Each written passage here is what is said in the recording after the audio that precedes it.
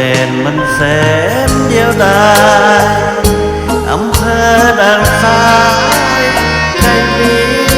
สุดตามองไปทางไหนใจเศร้าเห็นแต่ภูเขาขอบฟ้าเสียงนกกาผู้ร้องร้องไห้ผมเขาบวดเขายาวผมลุงลังที่เกลือขึ้นลัง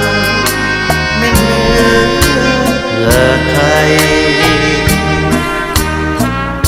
ไม่เคยอาบน้ำเตือนกลัวร้อนแดดหนาวฟ้าทนไว้เพื่อให้สาวไทยงดงาม